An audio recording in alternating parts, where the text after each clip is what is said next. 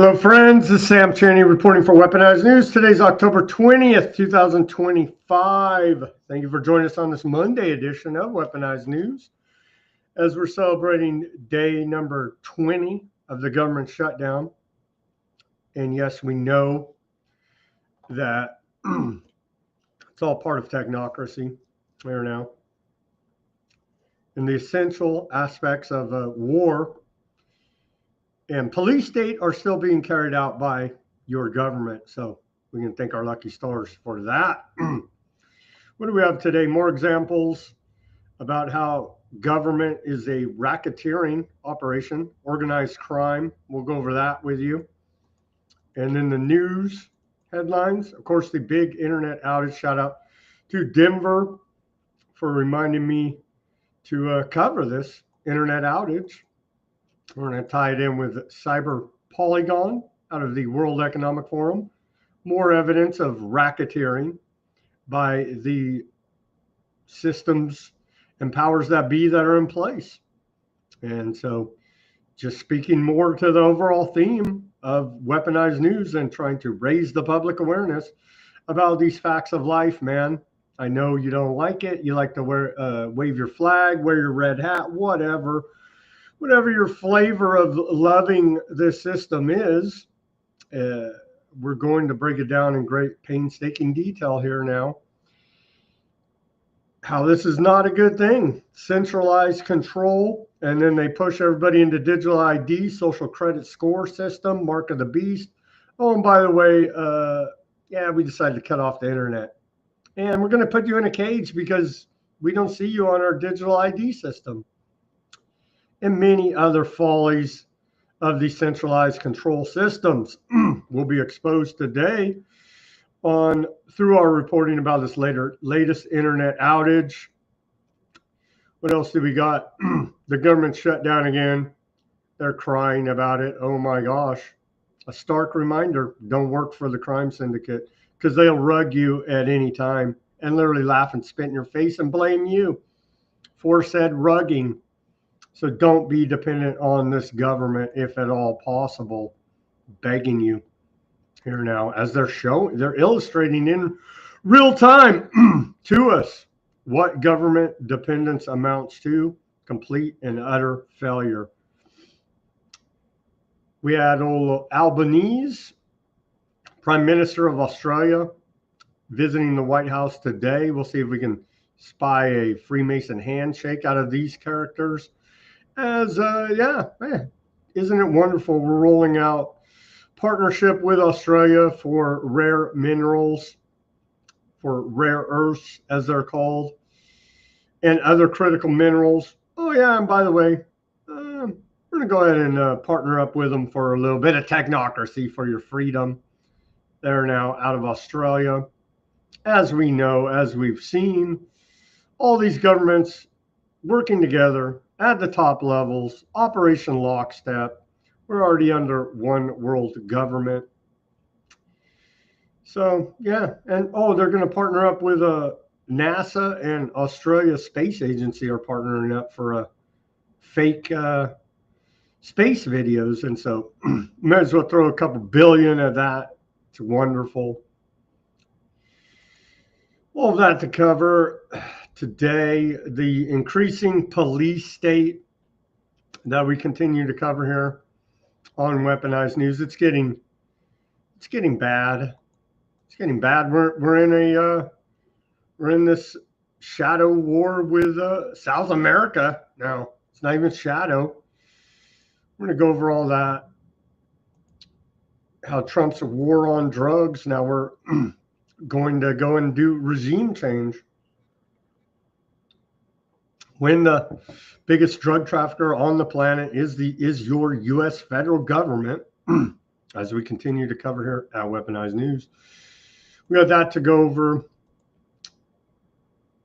This big police state, how wonderful Department of Homeland Security is. We'll go over all that. Propaganda still flowing out of the Department of Homeland Security. Operation River Wall, launched by the Coast Guard.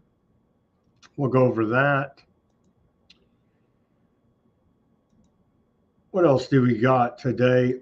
We have our the developments in South America, what is going on, CIA activity against Venezuelan leaders. Sure looks like a regime change operation in the works here. But America would never do that. Oh, we'll go over the history of how that's literally all they do. That is our foreign policy. And we have geopolitical news.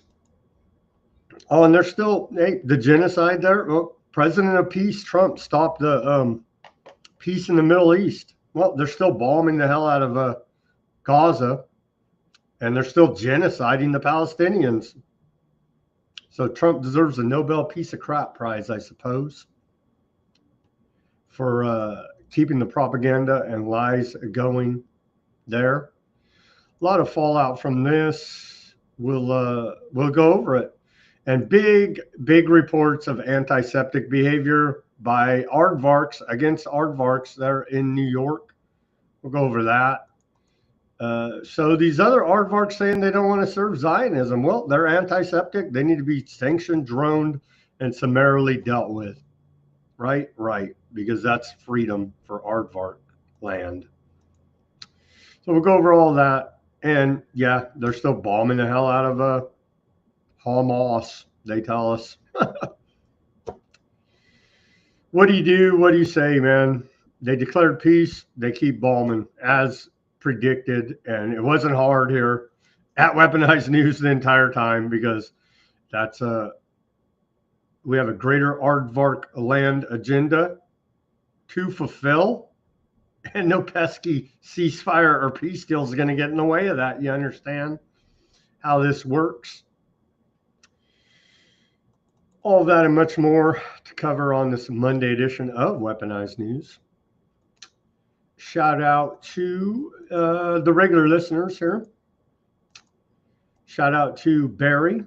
We had contact with Barry over the weekend. Hopefully we can get him back online with the Weaponized News hounds. Arr, arr, arr, arr. And plugging away to try to break through this cyber Polygon they have us trapped in, essentially. Shout out to Denver for reminding me to cover this internet outage. And then we do.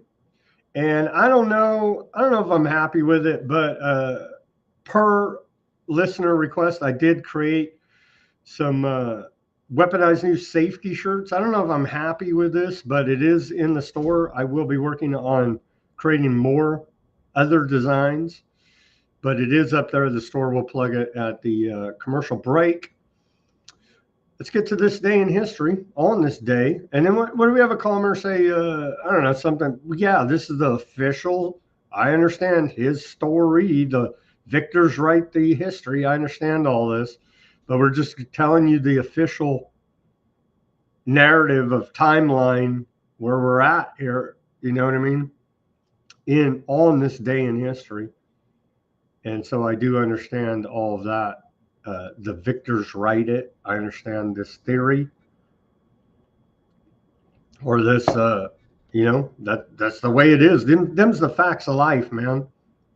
So that's the context. Anyway, on this day in history of October 20th, we go back to the year 1728. The Great Fire of Copenhagen breaks out at Vesterport, the West Gate, and burns for 3 days, destroying about a third of the city.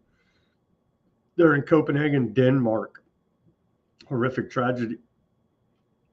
In 1740, on this day, Maria Theresa becomes ruler of Austria, Hungary, and Bohemia. In 1740, and moving forward in history to 1803, U.S. Senate ratifies the Louisiana Purchase. Quite a land deal there. And then in 1880, on this day of October 20th, the 49th parallel becomes the border between the United States and Canada. Right there across the top right here, you can see like that. Your 49th parallel. And moving forward to 1917 on this day, U.S. suffrage, Alice Suffragette, I guess is how you pronounce it. Alice Paul begins a 7-month jail sentence for peacefully picketing in support of women's suffrage right to vote. They're in Washington, D.C.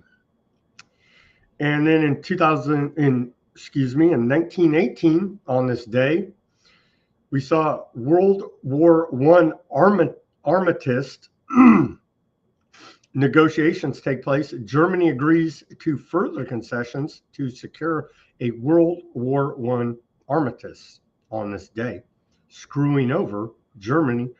And the policies coming out of that led to World War II, amongst other causes. In 1935, on this day, we saw an estimated 400,000 demonstrators protest against fascism in Madrid, Spain. Really, some kind of anti-fascist commies over there? Yeah, well, some would say. In 1944, on this day, the famous Douglas MacArthur speech, "I shall return U.S. forces under General Douglas MacArthur," returned to the Philippines with the landing of the U.S. 6th Army on the island of Leyte. And then in 1957, on this day, and I did hear us mentioned about being the Walter Cronkite of anchors. Well, Walter Cronkite on this day begins hosting the weekly documentary, The 20th Century, on CBS, now known as ZBS, with their All Seeing Eye logo there.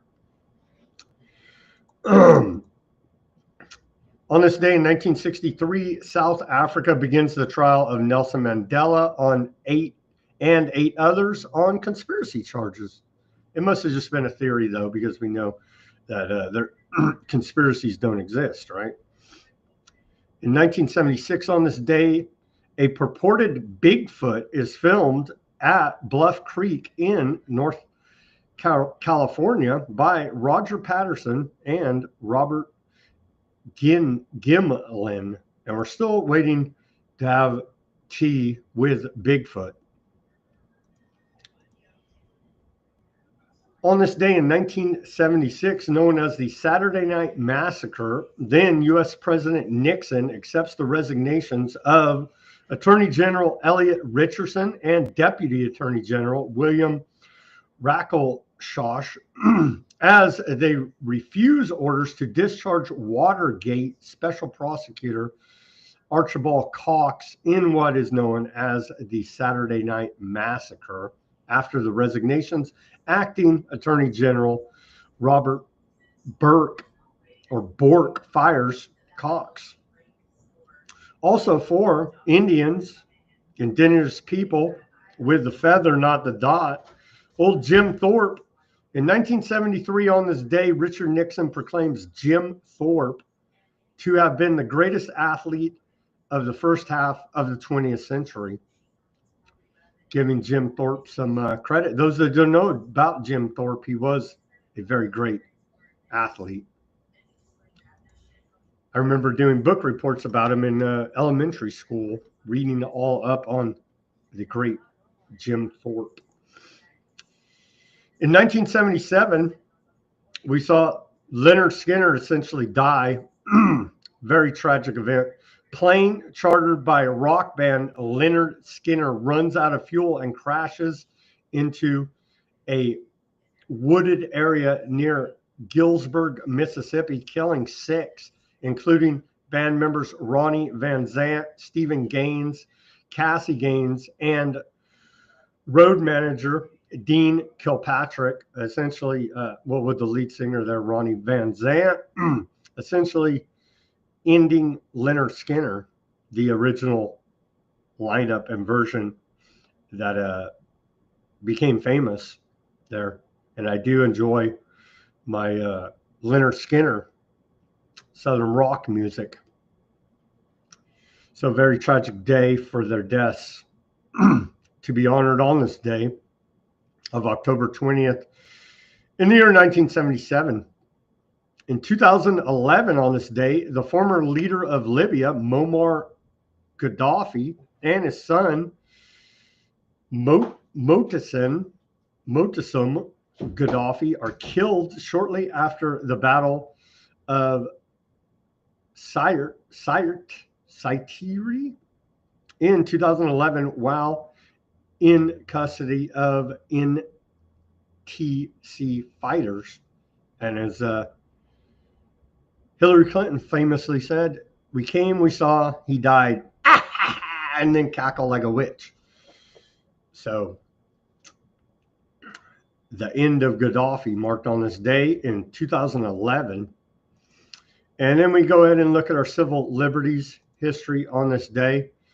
In 1976, on this day, 1,000 draft cards turned into the Justice Department in the Vietnam War protest.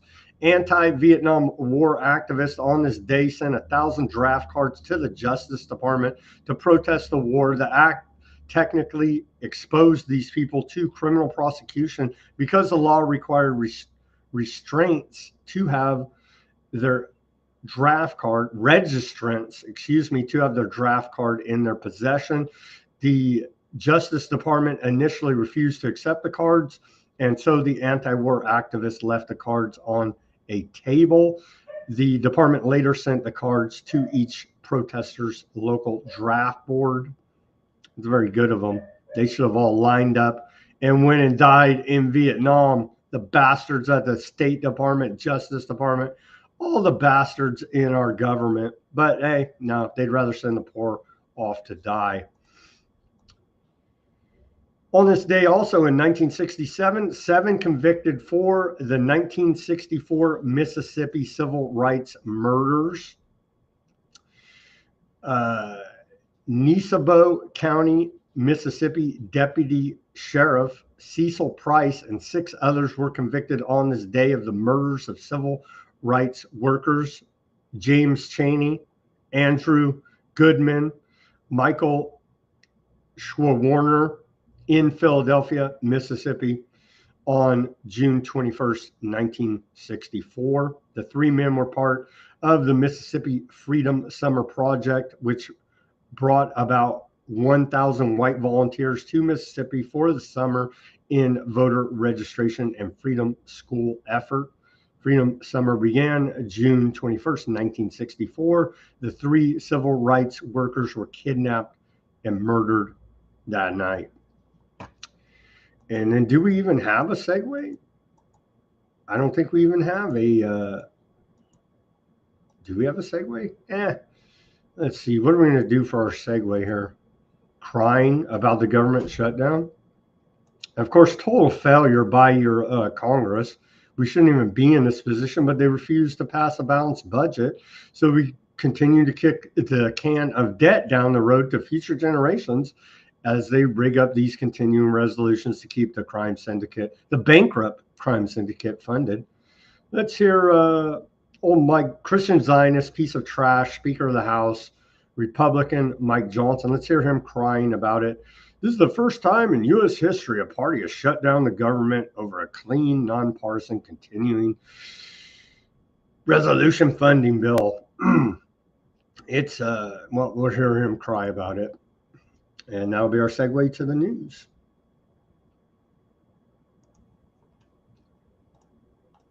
And it's also important for us to note, this is the first time in history that any party has had the audacity to shut down the government over a totally clean, nonpartisan continuing resolution. This is a political stunt, and it's the first time it's been done, and it is the most costly, most selfish, most dangerous political stunt in the history of the United States Congress, because as we have stood here day after day after day explaining all the Americans who are being harmed by this nonsense. And the Senate Democrats have zero shame about this. They don't have any Shame it all about the pain that they're inflicting upon hardworking families, upon soldiers and law enforcement officers and veterans and the elderly and the disabled and women, infants, and children. Services to all those categories and paychecks to those folks are being stalled because Democrats are playing games. Oh, it's all the Democrats. You see, it's not the government failure to actually pass a balanced budget. Republicans, Democrats, government. All right, let's get to this big internet shutdown outage news that came down today. A major global internet outage struck primarily caused by a failure in Amazon Web Services, AWS, we're told is the official story here now, the world's largest cloud computing provider. This incident, which began early in the morning and lasted several hours, highlighted the vulnerabilities inherent in the modern internet's infrastructure. According to reports, the outage stemmed from a domain name system, DNS issue, that prevented proper communication with AWS's DynamoDB database service, effectively causing large portions of the internet to suffer temporary amnesia. DNS acts as the internet's address book, translating user-friendly web names into machine-readable IP addresses. When it fails, services reliant on AWS couldn't access stored data, leading to widespread disruptions. The problem originated in AWS's US East 1 region, a key data center hub, and affected collectively connectivity to other services like EC2 virtual servers and SQS's messaging queries. Amazon resolved the code DNS issue, resolved the core DNS issue by around 6:35 a.m. Eastern time, but lingering errors persisted for some users into the afternoon, with outage reports peaking in the morning and gradually declining by 2 p.m. Eastern time. The company conducted a post-mortem analysis,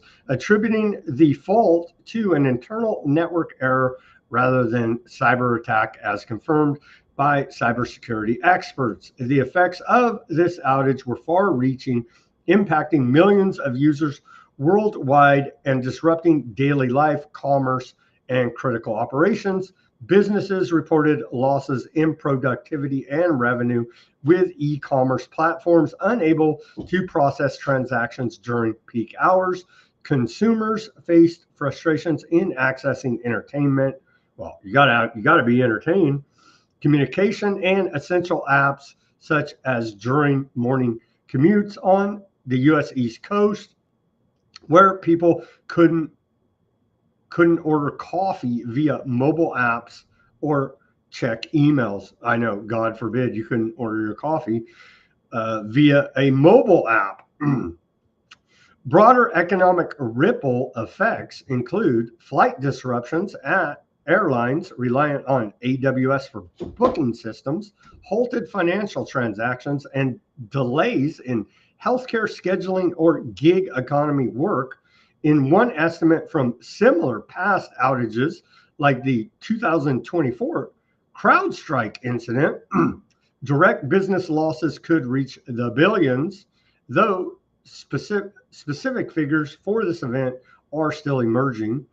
The outage underscores how interconnected digital services have become, amplifying the impact of a single point of failure.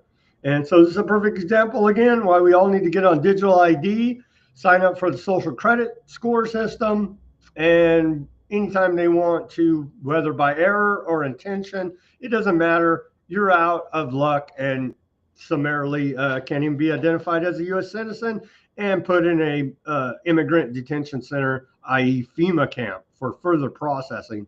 And so this is a great advertisement for the centralized systems of control. The AWS outage knocked out or severely degraded a vast array of popular websites, apps, and platforms based on reports from Down Detector, company acknowledgments, and media coverage. The affected services included but are not limited to social media and communications platforms, Snapchat, Facebook, Reddit, Hinge, and Zoom, gaming and entertainment, Fortnite, Roblox, Wordle, New York Times games, Apple Music, Hulu, financial and payment systems affected, Vimeo, Coinbase, cryptocurrency exchange, Robinhood, various banks and banking apps. And of course, that's why everything should be digital. We should have no control over anything. And we should be at the mercy of the technocracy because they love and care about us. Smart home and consumer tech, hardware and software, Ring doorbell camera systems, Alexa, Amazon Prime Video, e-commerce and retail, Amazon.com, McDonald's app, Canva, productivity and creativity tools, Adobe Creative Cloud, and Gmail, reported by some users, was out of service earlier today. Other systems affected: AI startups, airline booking systems, miscellaneous apps like DoorDash and Uber in certain regions. I know, God forbid, you get your fat ass out of your car and actually go to the grocery store.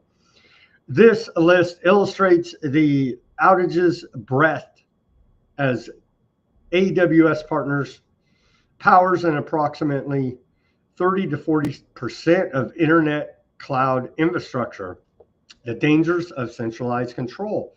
This outage serves as a stark reminder of the perils of centralized control in digital infrastructure. The internet was originally designed to be decentralized and resilient, built during the Cold War era to withstand nuclear attacks by rotating data through multiple paths. However, today's ecosystem has consolidated power in a handful of mega providers like AWS, Microsoft, Azure, and Google Cloud, which host the majority of online services. Nothing like a oligopoly of centralized control to scream in your face democracy, freedom, free markets, and the like.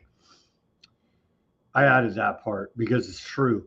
When a centralized entity like AWS fails, even briefly, the domino effect is catastrophic. Well, we wouldn't have it any other way. It's totally secure. Put your life on there, all your money, all your IDs, anything and everything it takes to go about your daily life. And once that's shut down, go to a FEMA camp. And then, yeah, that's where we're at here now. But hey, digital ID is for your own safety and convenience, you see. As seen here, where one DNS glitch in a single region took down unrelated services from social media to banking, experts argue this concentration lacks sufficient redundancies and competitive alternatives, making the system only as reliable as its weakest code. Companies often put all their eggs in one basket for cost efficiency, but this creates single points of failure that can cascade globally, exposing users to unnecessary risks.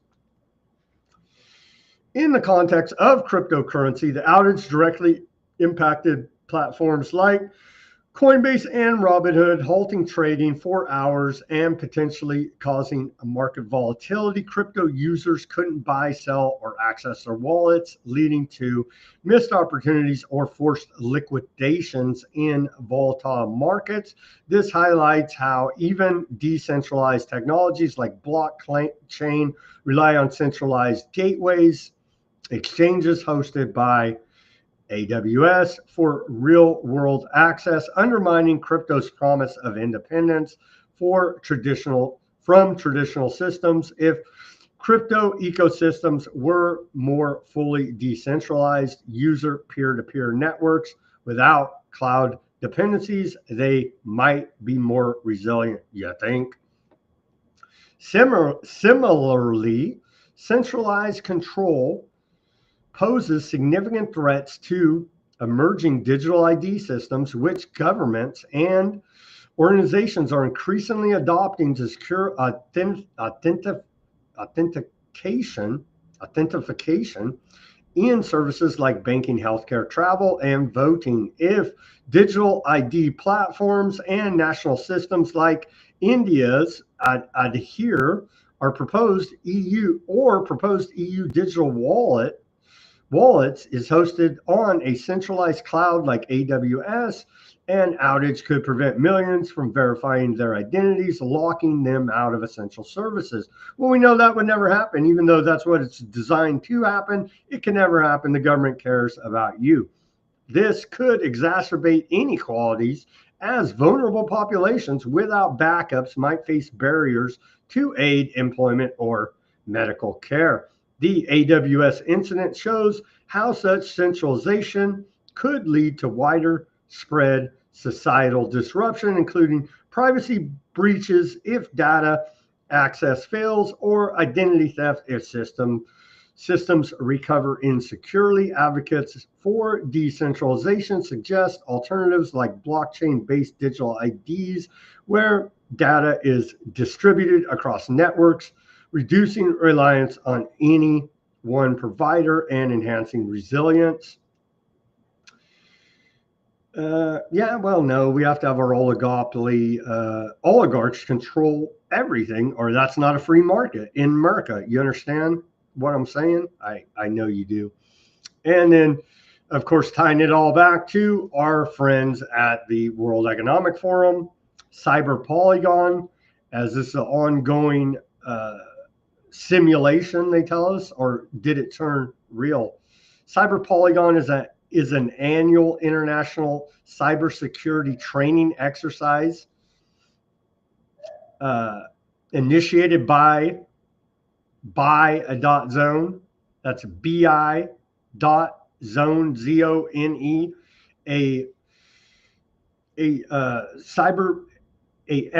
Esper Bank subsidiary in partnership with the World Economic Forum and Interpol. See, I mean, back to blue, they're keeping us safe. I don't know what else people want on the interwebs out of life. Launched in 2020, it aims to enhance global cyber resilience by simulating real-world cyber threats, fostering intersectional cooperation, and building skills among corporate, governmental, and law enforcement teams. Participants, often acting as, quote, blue teams, practice incident response, forensics, and threat hunting in virtual environments. The event combines technical drills with a conference featuring discussions on emerging cyber risks. As of today, October 20th, 2025, Cyber Polygon 2025 has not yet occurred, but announcements and preparations point to an event scheduled anytime, September 9th through the 10th. Here, that would be last month, with some sources citing September 10th through the 11th. It will be held virtually on the bio.zone Cyber Polygon platform, with an in-person booth at the MIA Information Security Conference in Riyadh, Saudi Arabia. It just almost sounds comical, but this is reality where we're at here. It is comical. They're laughing at us. It turns out that at the World Economic Forum's annual meeting of the Global Future Councils and Cybersecurity that happened last week, October 14th through the 16th, appears to overlap thematically, featuring sessions like the new cyber order, riding out cyber storms. And of course, we wouldn't accuse them without sufficient evidence, but they're constantly running the Cyber Polygon tests there. But they would never actually do it in the real world. It's just simulations for our own safety, you see. Yeah, well, that's where we're at. Here is aforementioned buy a dot zone. Everybody can go there and get the latest details. Buy dot zone. And so they would never launch a real cyber attack to shut down all of this that we just went over there, because centralized control rules, and we know that can never happen. So you can find more information here at cyberpolygon.com, and of course buy.zone there. And so sadly, moving on here, this government shutdown could be the longest ever, maybe running until Thanksgiving. Well, we could only hope. But as we continue to report here at Weaponized News, we know that they already have technocracy up and running, and they're just using this as an excuse. Oh my gosh, who's watching America's nuclear stockpile during the shutdown? Well, you don't worry about that. A skeleton crew for the shutdown is managing America's nuclear stockpile at the National Nuclear Security Administration. And so they will continue there. About 1,400 employees will be furloughed starting today, leaving fewer than 400 people to oversee and protect America's nuclear stockpile, the Department of Energy told CNN. Well, they're still manning it, and as long as Homer Simpson is on call, then I don't think we have much to worry about. FAA says air traffic controller staffing issues cause delays amid shutdown. Yeah, might not be too safe to be flying on those Boeing planes where parts are constantly falling off. I don't know. What the hell? The Democrat shutdown is impacting essential workers who maintain our national security. Let's hear from Energy Secretary Chris Wright crying about national security, because that's what these clowns are left with.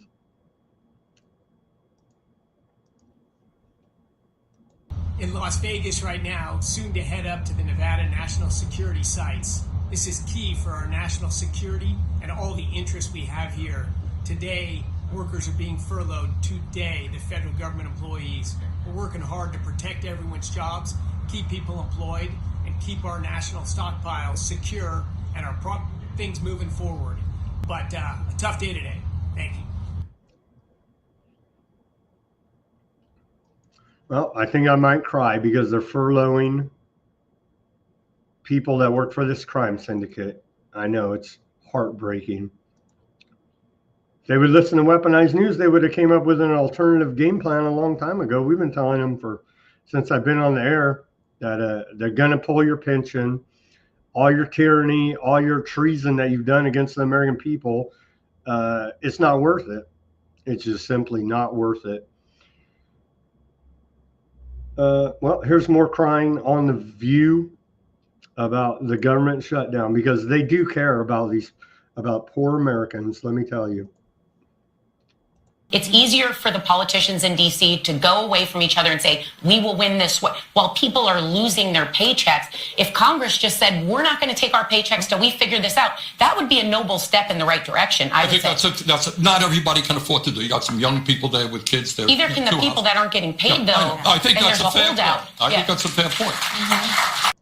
Oh, yeah. Bernie's a millionaire. He profited handsomely off of being a sellout hack shill to the establishment, Hillary Clinton campaign, DNC, amongst others there.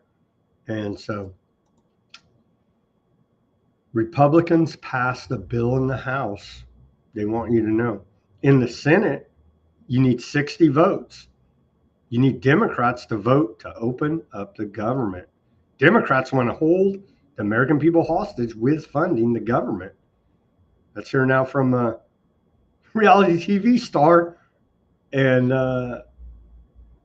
head of NASA now, and head of the Department of Transportation. Let's hear from old Duffy crying about it. Cry more.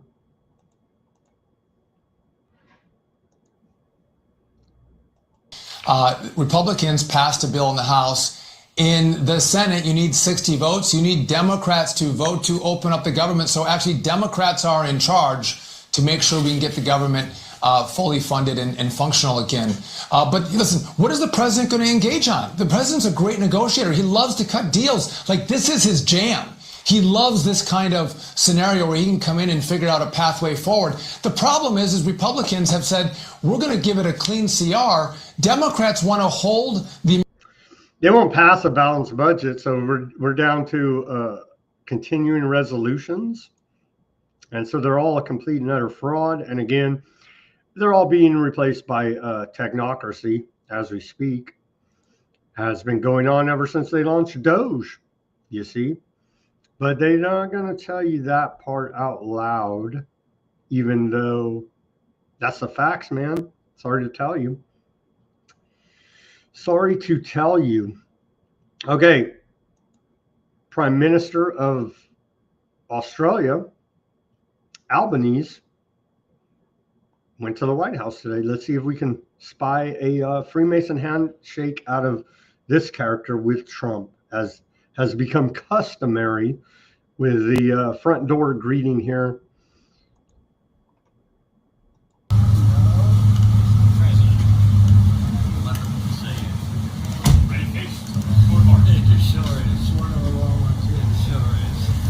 Yeah, I don't know. They give us a little bit better angle there. The last couple, they've been having vehicles blocking it. Let's see if we can see what we can spy from this a little bit different angle. Are they doing the secret society Freemason handshake here? Nope, it's blocked by a vehicle. Hard to see there. President Trump, sir, your message to the people of Australia. What do you hope to accomplish today with the Prime Minister? We especially loved their lockstep with the medical intervention. We especially loved that. So why was old Albanese there? To cook up some more tyranny? Oh, no, it couldn't be. Donald Trump and Australian Prime Minister Anthony Albanese signed a landmark critical minerals agreement to secure vital natural resources and strengthen the U.S.-Australia alliance. Well, isn't this wonderful? There they are. These two characters.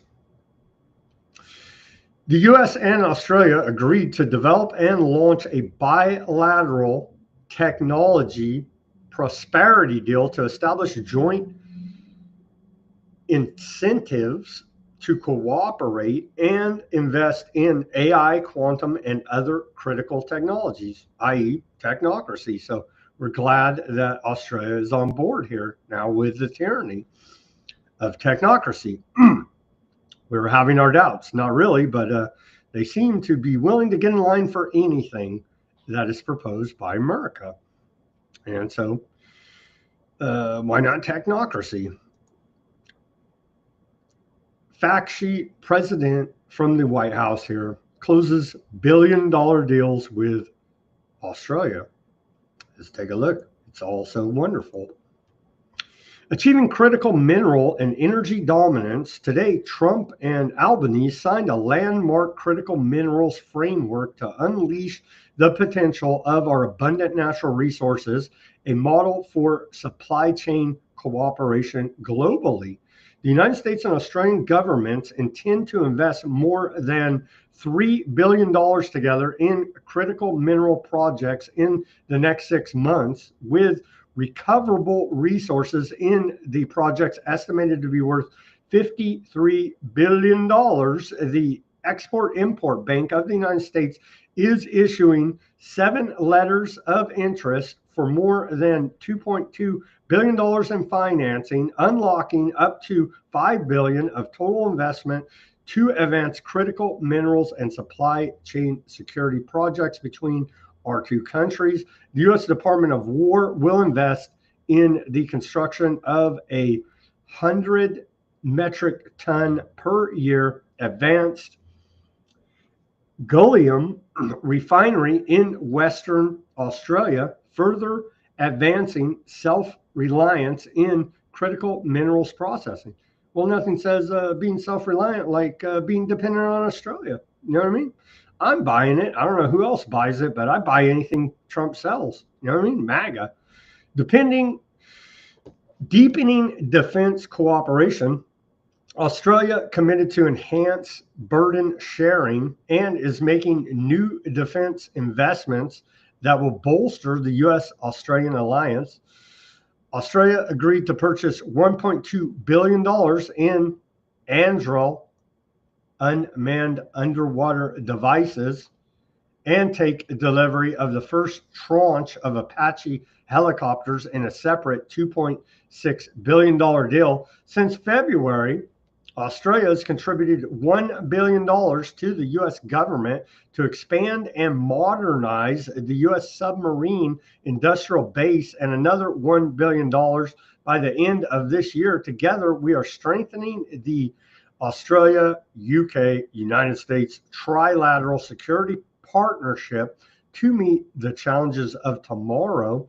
Australia is investing significantly in its integrated air and missile defense capabilities, including $2 billion in U.S. companies for its joint air battle management system. The U.S.-Australia alliance is securing munitions supply chain reliance under Australia's guided weapons and explosive ordnance enterprise and building on streamlined export cooperation, which will directly support more than 200 manufacturing suppliers in Texas, Florida, Arkansas, and Alabama. So you don't worry about that military industrial complex. It creates jobs. You don't care about how many people we're killing in a third world. We're creating jobs here. And potential to start a global war. We're creating jobs here. So shut up. Promoting economic prosperity and technology cooperation. The United States and Australia are forging a historic partnership to drive innovation, economic growth, and technological leadership through strategic investments and collaborative initiatives. Australia's superannuation, I just made that word up. Superannuation funds will increase investments in the United States to $1.44 trillion by 2035, an increase of almost $1 trillion from current levels. This unprecedented investment will create tens of thousands of new high-paying jobs for for Americans, excuse me. The United States recently secured expanded access for U.S. beef in Australia and is committed to opening new markets for U.S. ranchers. NASA and the Australian Space Agency signed a framework agreement to strengthen civil space and aeronautics cooperation. NASA's Artemis program, which will return astronauts to the moon, will be joined by a technology development lunar rover from Australia. Isn't this wonderful? The United States and Australia agreed to develop and launch a bilateral technology prosperity deal to establish joint initiatives to cooperate and invest in AI, quantum, and other critical technologies, i.e. technocracy. And so we do appreciate good old Australia jumping on board with this tyranny. Important wins for science and tech are here. Supply chain and critical minerals cooperation, and of course, rigging up CGI outer space videos coming out of NASA and Aussie Space Agency. And so we truly love being lied to at every front, around every corner. And if you don't like it, you will wind up in a FEMA camp before you know it. So that's why we do appreciate corruption here at Weaponized News. And visiting the White House today, as we wrap up this, was some baseball teams. Let's hear now from Trump on a lighter note.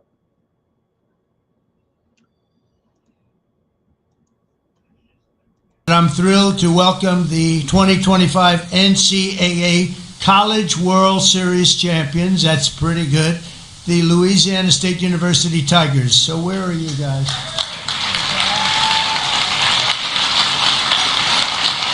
Great. And of course, we have the 2025 NAIA Baseball National Champions, the LSU Shreveport Pilots. So those two teams, you'll hear about them in a second. There you go. They went to the White House today. Isn't it wonderful? Okay. Well, demolition crews have begun tearing down part of the White House's East Wing to make way for Trump's planned $250 million, 90,000 square foot ballroom. And so here is a photo of said demolition.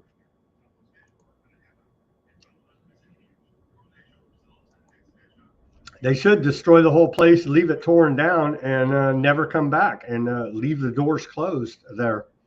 But we can only dream here now on day 20 of the government shutdown. And the White House replies to this: a lot of fake outrage over construction of the big, beautiful, privately funded White House ballroom. So we do have a corporate federal government, i.e. technocracy, run by an oligarchy. And so let's not get twisted about who these people are. And with that, well, they just go over, the White House tells us, oh yeah, there's been construction at the White House before, so don't be alarmed at this latest construction there. And I'm not even going to go over the history, because who freaking cares about the White House construction history? Honestly, it's there to find. Oh, but that ties back to, let's take a look at some incidences, and we're building a list here now. I think tomorrow we will go over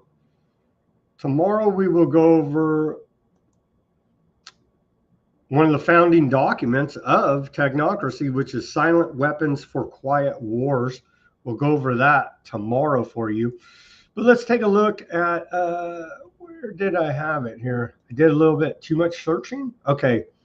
Here's some top examples or officials operating like racketeering, like a racketeering enterprise. This is the government. Okay, so this is more proof. I'm not just saying these things. We have a laundry list of historical examples proving that the government is organized crime, a racketeering operation. Operation Grey Lord, not Gaylord, Grey Lord, in the 1980s Chicago judicial system, an FBI investigation exposed widespread corruption in Cook County courts, where judges, lawyers, and court officials engaged in bribery, extortion, and case fixing. Over 90 individuals, including 17 judges, were convicted. This was described as a, quote, racketeering enterprise under RICO, with the judicial system functioning like an organized crime syndicate.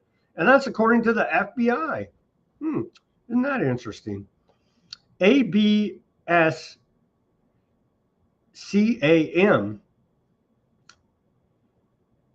1978 through 1980, U.S. congressional officials, an FBI sting operation caught multiple U.S. congressmen, a senator, and local officials accepting bribes from undercover agents posing as Arab sheiks. 7 members of Congress were convicted of bribery and conspiracy, highlighting how political figures used their positions to elicit gains in a pattern akin to racketeering. You don't say. Key West Police Department, 1984, Florida. The entire Key West Police Department was indicted under RICO for operating as a corrupt enterprise involved in drug trafficking, extortion, and protecting illegal activities. High-ranking officials were convicted, showing how a local government agency devolved into a criminal operation operating for profit from vice. That's how they all operate to this day, right now. You see? But just proving my point through historical examples, Tennessee Walls, 2005. Tennessee state legislature and FBI operation uncovered a bribery scheme where state lawmakers accepted payoffs for influencing legislation. 11 officials, including senators and representatives, were convicted under RICO for running a pay-to-play racketeering operation that manipulated government processes for personal profit. Gil Dozer case, 1980, Louisiana Department of Agriculture. Louisiana's Commissioner of Agriculture, Gil Dozer, was convicted under RICO for extortion and racketeering. He used his office to demand bribes from businesses seeking government contracts, treating the department like a personal extortion ring. Operation Ill Wind in the 1980s, U.S. Department of Defense. This Pentagon procurement scandal involved defense contractors and government officials in bribery, fraud, and bid rigging. Over 60 individuals and companies were convicted, exposing how military contracts were manipulated in a racketeering fashion to siphon taxpayers' money. Well, we don't have to worry about that anymore because they don't even have financial audits at the Pentagon. So go ahead and bid rig away, because you're not going to get caught, because there is no audit, because there is no accounting, because just freaking sign up on $1 trillion, whatever, to the Pentagon. Your children's future and their blood if this government gets their way, you see. Their financial future and their blood. And in William Jefferson case in 2009, U.S. Congress, former Congressman William Jefferson was convicted under RICO for bribery and money laundering after being caught with $90,000 in money in his freezer. He used his position to broker corrupt deals in Africa, illustrating individual officials operating racketeering schemes within the government. The entire government, the system is a racketeering scheme, you see. These are just fools that didn't make the right payoff. They got caught up, you see. They wanted to be freelancers and create competition for this bigger system. And every once in a while, they got to throw, meat to the peasants. They got to throw red meat out there and say, look, we're getting the bad guys, you see, and we're cleaning up corruption in government. Only problem is it's not a bug. It's a feature. It's how the system is designed. And we'll be covering much more about how the government is a racketeering operation as we go forward here on Weaponized News. Okay, back to current news here now. Where are we at? Oh, we are at the, and I got a lot more news to get to for you today. We're at the top of the hour almost, so let's go ahead and take our live commercial break. Where are we at here? Let me try to find where we're at. We got a lot more news to cover. I'm going to have to cut some of it down or blast through it in the interest of time. Well, we covered everything at the White House today. Well, I did, and I'm working on some kind of design for the Weaponized News Hounds logo, and I've cooked up a couple. I'm not really happy with them yet. I'm still working on it.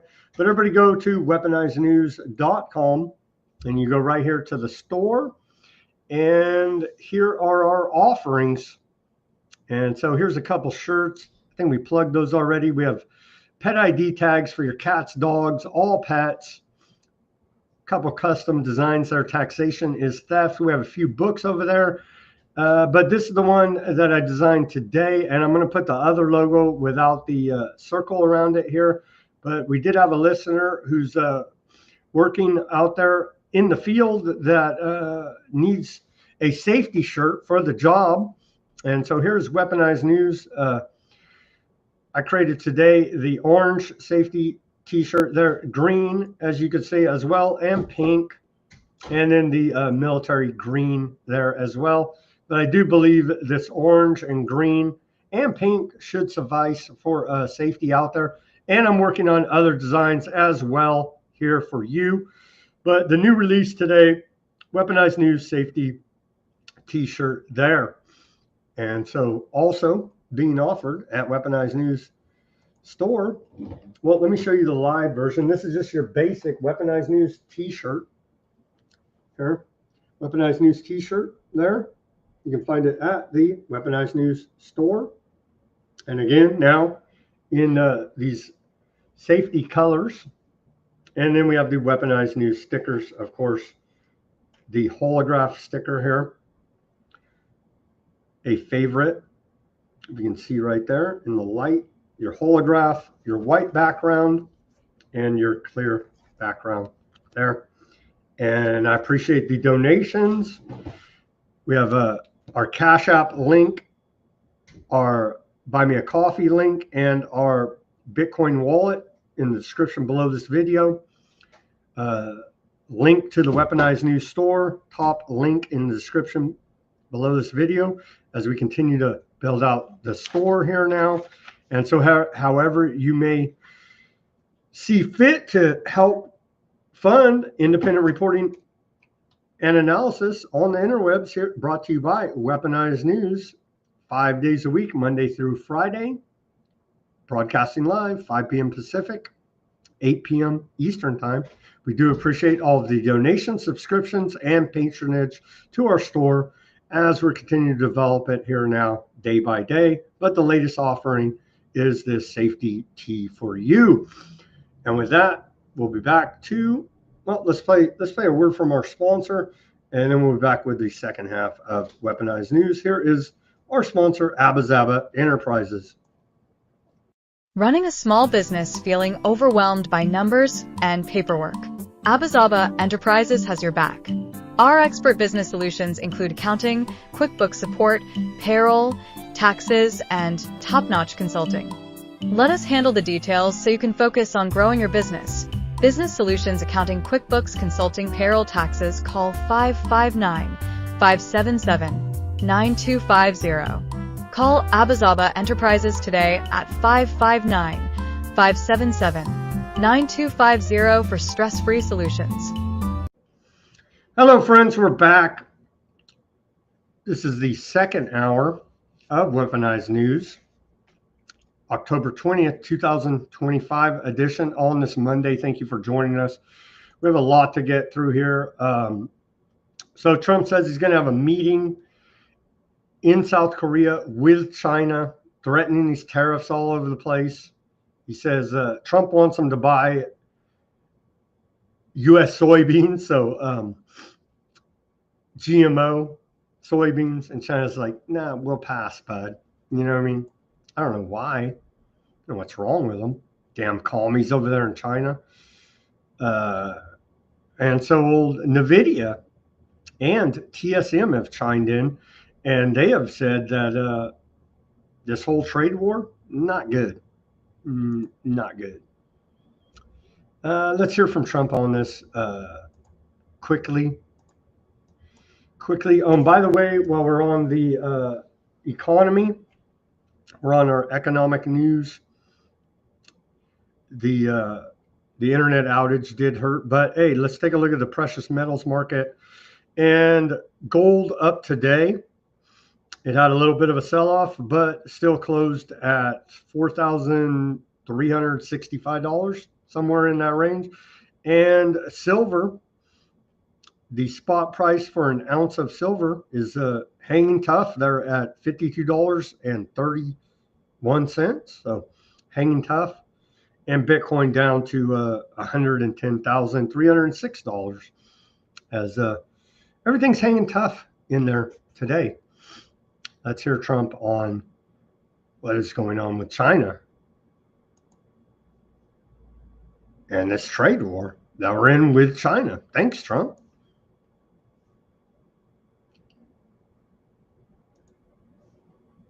I think China's been very respectful of us. They're paying tremendous amounts of money to us as in the form of tariffs. As you know, they're paying 55%. That's a lot of money. They never were paying anything over years and years and years. But they were like anybody else. A lot of countries took advantage of the U.S. They're not taking advantage anymore. No, China's paying 55% and a potential 155% come November 1st unless we make a deal. And I'm meeting with President Xi. We have a very good relationship. We're going to be meeting in South Korea in a couple of weeks, and we'll see what we can do. We have a very good relationship with China, but you know, it's been probably a little bit like your relationship with China.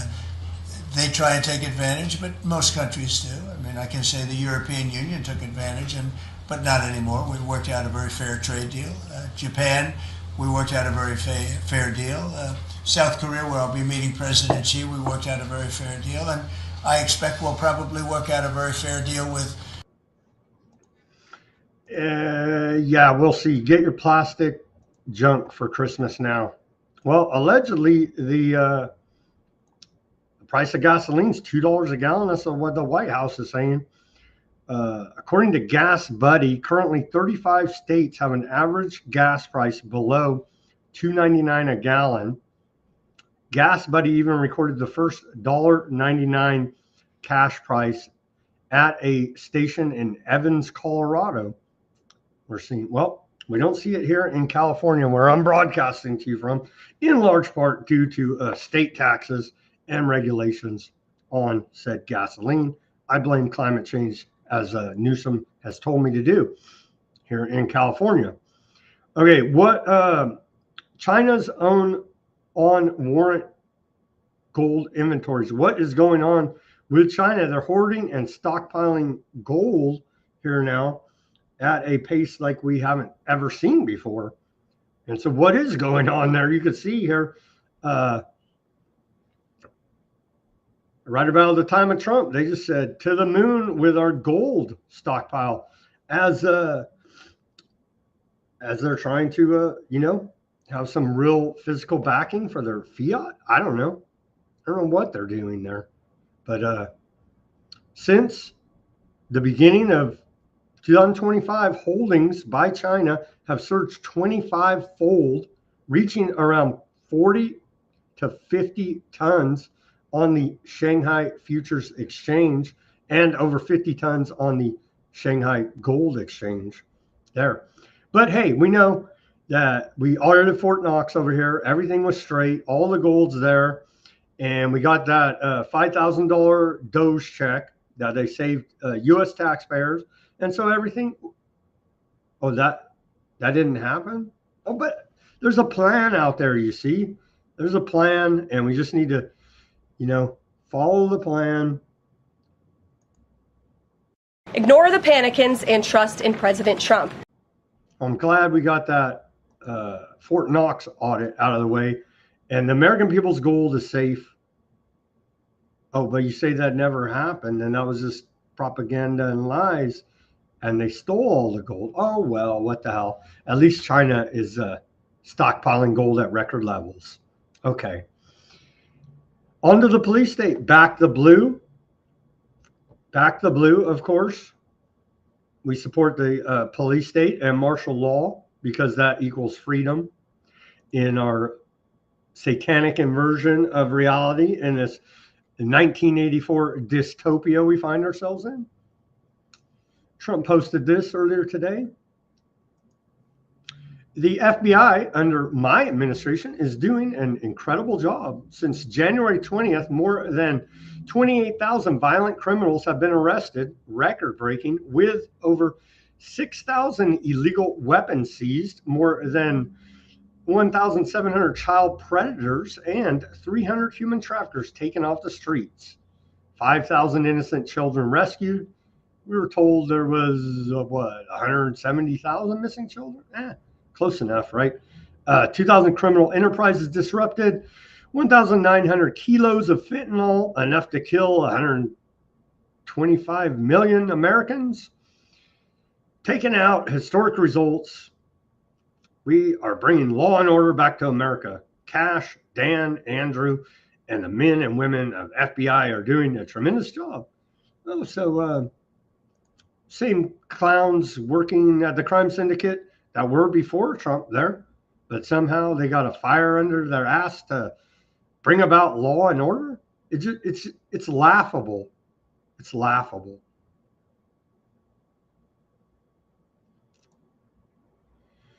Today marks 9 months since President Trump took office. And here's the giant, here's more lying out of your Department of Homeland Security, Ice Barbie. She says that since January, Department of Homeland Security has arrested over 480,000 criminal illegal aliens. Let's watch this with a bunch of bags of drugs in front of her. You have to be on drugs to believe this bullshit, but this is what they're saying. Today marks 9 months since President Trump has been in office and since he began his work to restore American safety for our families that live here. What he has accomplished for the American people is nothing short of extraordinary. We appreciate what he has done to make us safe again, to secure our borders, and to make sure that he's protecting our people. Since January, the Department of Homeland Security has arrested over 480,000 criminal illegal aliens. 70% of those individuals have criminal charges against them or have been convicted of those criminal charges. Across the country, we're making communities safer so that families can thrive and they can prosper and they can enjoy the kind of freedom that this country was established to provide. Unfortunately, many times we see the news distorting the truth and not bringing the real facts of the stories to the American people, and that is one of the reasons why we're here today, is to make sure that we're focused on what well, hell, you can trust the government. If you can't trust the fake news, you can definitely trust the government with a bunch of giant bags of drugs and guns sitting there, right? You know what I mean? It's the same criminal government that it was under Biden, that it is under Trump. Sorry to tell you. Sorry to break it to you here now. Let's see. Can we cover all this? Well, martial law in Memphis is going well. Martial law safe task force, which was launched by President Trump last month. Over there in Memphis, the government tells us they've arrested 800. They've seized 170 illegal firearms, and they've found more than 40 missing children. So martial law is going well there in Memphis, according to the White House. Unfettered and unaccountable, how Trump is building a violent, shadowy federal police force. And again, at one time, conservatives in this country would be screaming, jumping up and down about the federalization of police. But under Trump and MAGA, they cheered on. So it shows what kind of hack shill bootlickers they are. And it's quite embarrassing for them. But I hope, but they know the public doesn't have a memory. And so that's how they're able to get away with this treason, essentially, cheering on martial law. Patrol vehicle hit by shrapnel as Marines fired live artillery over California interstate highways, patrols say. I don't know what they'd be complaining about this for. Trump claims unquestioned power to deploy troops to San Francisco under Insurrection Act. And so what does all this amount to? Well,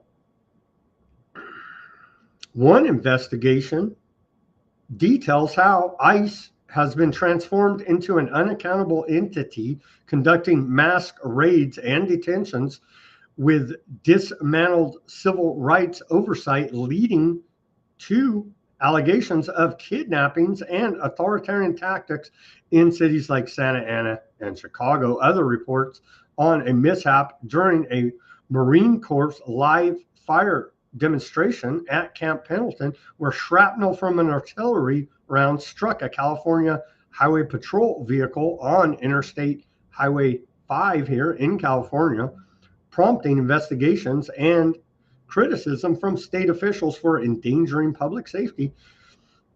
President Trump claims of unquestioned power under the Insurrection Act to deploy the National Guard to cities like San Francisco to address crime amid legal challenges, protests, and tensions with local leaders over federal overreach.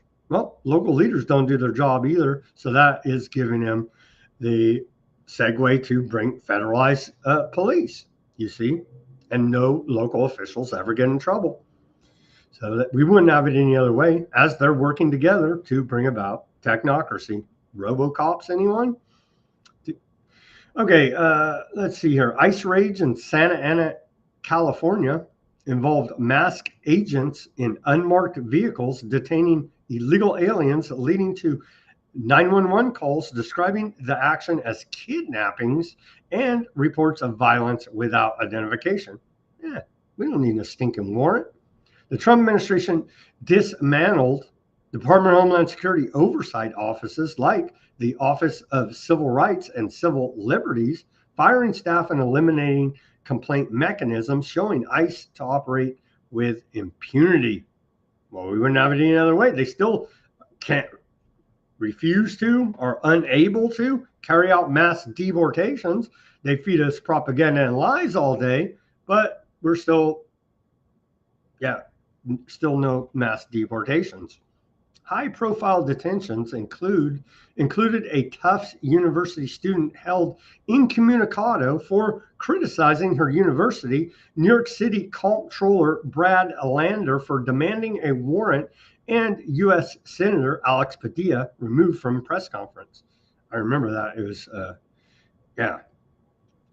Experts compare ISIS tactics to authoritarian playbooks, warning of a shift toward an unaccountable national police force that could target broader groups beyond immigrants. You don't say. Political dissidents, anyone disagreeing with the said crime syndicate? Oh, no, they would never do that. They've already built the FEMA camps, you see. During a Marine Corps 250th anniversary demonstration at Camp Pendleton, an artillery round detonated prematurely, sending shrapnel that damaged a California Highway Patrol vehicle. It's almost laughable if it wasn't so serious at the clownish nature of these tyrannical maniacs with high-powered weapons. California Governor Gavin Newsom criticized the live fire event as reckless, stating it could have killed someone. Well, I'm sure he would have loved it if it would have. President Trump claimed unquestioned power under the Insurrection Act to deploy National Guard troops to San Francisco, Los Angeles, Memphis, Chicago, D.C., and anywhere else he sees fit, because he's the president of MAGA America, and rule law and keeping us safe back to blue. Who cares how many dogs they kill? Who cares how many rights they violate? It's for your own safety, damn it. San Francisco officials, including mayor and district attorney, rejected federal intervention, citing local progress on crime and opposition to imposing troops. And see, if their pushback was legitimate, I would support them. But again, they're part of the crime syndicate, allowing said actions to be needed in the first place, or at least perceived to be needed due to their failure. And nationwide No Kings protests drew millions against perceived authoritarianism, with Trump responding via AI-generated video. And we have that said video. Well, White House paused $11 billion in infrastructure funding for certain cities. And where is said video of Trump trolling here now? Oh, separate report. FEMA workers improperly collected data about politics of disaster victims, politicized distribution of hurricane aid money before the 2024 election was no isolated incident, a Homeland Security follow-up report sadly concludes. That's a report out of Matt Taibbi's Racket News. Yeah, well, we already knew that. The government is politicized for your own safety, of course. U.S. Appeals Court earlier today ruled that Trump can deploy National Guard troops to Portland, Oregon. You tell me, this is right out of the White House. Who's running the White House account? Well, looks like Barron Trump and his college fraternity. To me, they say, we're built different. Good night, everyone, in response to the No Kings protest there. And then, of course, the sombreros on the Democrats, and, of course, the Kings. And they are our technocratic overlords here now, with old Vance just waiting for his opportunity. Oh, and here is the next guy up, J.D. Vance, our vice president. He doesn't care about due process. You know what I mean? They're narco traffickers. What are you, a pro-crime commie? It's important for the American people to recognize these are narco terrorists who are trying to bring poison into our country and kill our citizens. What happens to them, I don't really care so long as they're not bringing poison into our country. So there you go. That is, standing up for the American way, rule of law, due process, jury trial, all that stuff. Yeah, who cares? They're narco traffickers. And you see, even if we could trust this lying criminal propaganda machine, the government, we still have that thing, due process, rule of law. Well, they don't care anymore. And the problem is, okay, they're the worst drug traffickers in the world. The problem is they're setting the precedent to point the finger at you and call you whatever, the worst person in the world. And they'll laugh when you're terminated and say, well, they were narco traffickers and half the country cheered it on, you see. During the Chicago No Kings rally last weekend, and by the way, I missed my Fresno No Kings rally. Sorry, I had to attend to other matters. So, but I did go to the first one and whatever, dude. You know what I mean? Scream at the sky instead of, focusing everybody on technocracy, which is where we should be focused. We're going to, claim that Trump's a king. Well, he may be a de facto dictator here now, rolling out technocracy, but they seem to have missed the point. Here is a post from Department of Homeland Security. This rioter, they'll call you a rioter, whatever. You know what I mean? And his statements have been referred to the DOJ. There is no place in America for psychotic incitements of unlawful violence against ICE or the Border Patrol. Let's watch this clip from the Department of Homeland Security. We gotta grab a gun. We gotta turn around the guns on this fascist system. These ICE agents gotta get shot and wiped out. All right, today we're going to talk about how we can find out and how much we can find out. The more you f*** around, the more you're going to find out.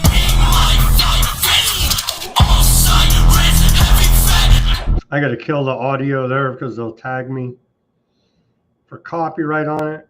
And so, yeah, I mean, no accountability for the Department of Homeland Security. That's called freedom in America, and we wouldn't have it any other way. And so they go around violating everybody's rights. Who cares? Are you illegal alien sympathizer? You an international narco drug trafficker? Who cares about your rights? As we just heard from J.D. Vance, Vice President of Technocracy. Threaten our agents and you will pay the price. I can't even take it, but they did post this. So yeah, the crime syndicate will come down on you. You better believe it. DHS, unconstitutional in and of itself, will not be detoured by radical forces seeking to tear down our great nation. We will stand firm against anarchy, terrorism, and the violent criminals waging war in our cities. This is a promise. And so they put out a memo saying they're all going to turn themselves into the, no, they didn't. Never mind. They were talking about other competing factions for control over vice in your city there now, is what they were talking about. Okay. An alleged Hamas terrorist, we reported on this. So what the heck's this guy's name?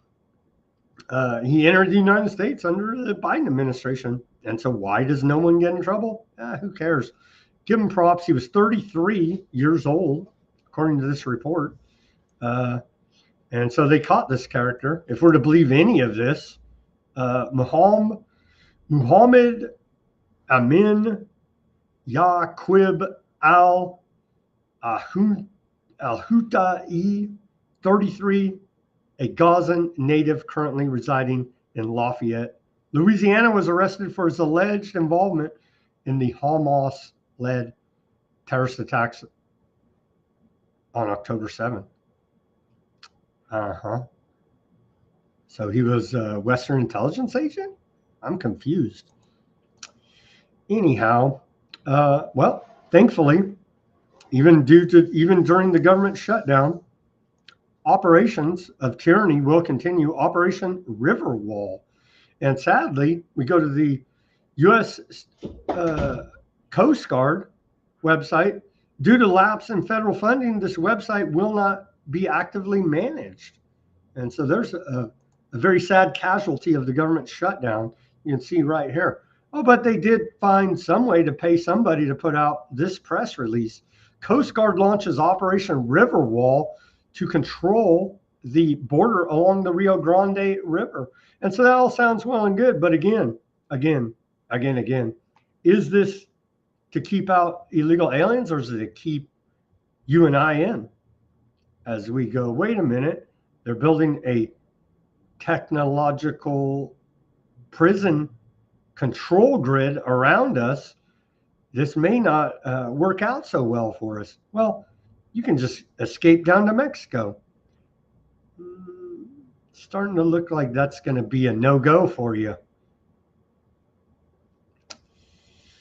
Operation Riverwall will bolster ongoing Coast Guard efforts to control, secure, and defend approximately 260 miles of the Rio Grande River that makes up the U.S. border with Mexico, leveraging its unmatched expertise, authorities, and capabilities. The Coast Guard will detour, interdict, and defend and defeat illegal immigration, drug smuggling, and other threats to our communities. Let's watch this video put out by the Coast Guard, and this should make you feel all warm and fuzzy, especially during the government shutdown. They found time to still put out press releases and propaganda videos.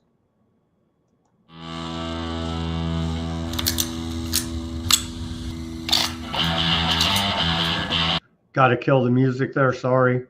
And so there they are patrolling. And never forget, the government has a monopoly on violence as well as part of, well, that's how they're able to run said racketeering operation, because they're the only ones allowed, you see, to go out and do the violence. There you go. So isn't that wonderful? Again, is it to keep them out or to keep us in? I think it's working both ways here now. The U.S. Coast Guard is the best in the world at tactical boat operations and maritime interdictions at sea along our coast and in river environments. Yeah, they got the big guns. And then, of course, your corporate government, right from the Department of Homeland Security. There you go, a meme. We can return Coca-Cola, drink your high fructose corn syrup there. And, of course, Ford Bronco. There you go, your corporate government. And we wouldn't have it any other way. And as has become a custom here, some repurposed propaganda posters put out today by ICE, Defend the Homeland there. And you see classic images of George Washington, Abraham Lincoln, and Lady Liberty there with the Doge cap, might I add. Might I add. And mocking us with their Babylon, with their esoteric occult Babylon mystery religion, i.e. Satanism. And so we do appreciate all of that symbology wrapped into this Department of Homeland Security propaganda poster. And then aforementioned, here's Trump telling you he's taking a shit on, and of course it's laughable. This is a post by Trump. Aforementioned trolling video, King Trump. So there you go. Literally taking a shit on you. And MAGA opens their mouth and loves it. Can't play the audio here. It has Danger Zone. And I did see where Kenny Loggins, I believe, the artist of that song, was upset that Trump was using it. I don't see why. It's paired up with this wonderful AI video. And so why you would put that out, I have no idea. But Trump did. And then, so here's those exercises down at Camp Pendleton. This is quite intimidating.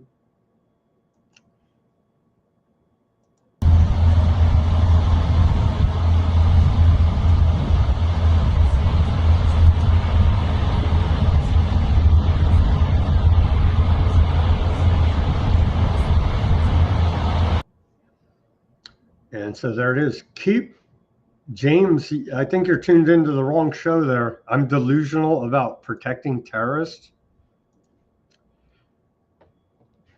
You need to understand who's behind said terrorist, which is Western intelligence. Funds, arms, trains, radicalizes said terrorists. Not defending any of it. It's horrific. And then here is the next fight is coming. Trust me, it's coming. Well, we're there already, as it's looking like we're going to do a regime change in Venezuela. The Marines here today are cut from the same cloth as those who seized Tarawa, withstood the cold of Korea, and fought through the streets of Iraq and the mountains of Afghanistan. And the next fight is coming. Trust me, it's coming. Across battlefields, our character has never wavered, just as the nature of war. Well, you better believe it's coming, because Trump has started a new war on drugs, you see. Yeah, so over the weekend, yesterday actually, here's more footage of alleged drug traffickers being blown up. Foreign terrorist enemies operating in our hemisphere will be destroyed. No due process, rule of law. Again, they can say you're that terrorist. You understand? You could be next. And so just trust the government. You know what I mean? Here's blowing up another fishing boat.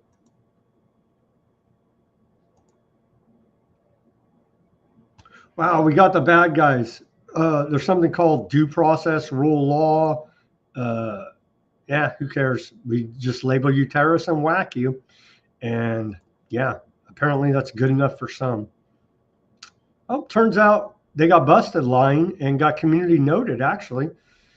Colombian president claims one of his narco boats destroyed by the U.S. Navy was just a poor Colombian fisherman. Does this look like a poor fishing boat? Well, no, it doesn't, actually. But turns out they're lying to us. It's been deleted, but the internet never forgets, as they say. And of course, that's Ron Paul's partner, Daniel McAdams. He said, lying bastards. Oh, well, it turns out that they were community noted over there on the X. Turns out this photo is from a drug bust that occurred in 2024. Zero ties to the current situation. Photo is taken from a video attached to the article. So they just lie to you. Whatever, man. That's close enough. You know what I mean? Close enough. As of today, these payments or any other form of payment or subsidies will no longer be made to Colombia. Trump tells us out of the White House the purpose of this drug production is the sale of massive amounts of product in the United States, causing death, destruction, and havoc. And so subsidies will be cut off to our cocaine dealing partners out of Colombia.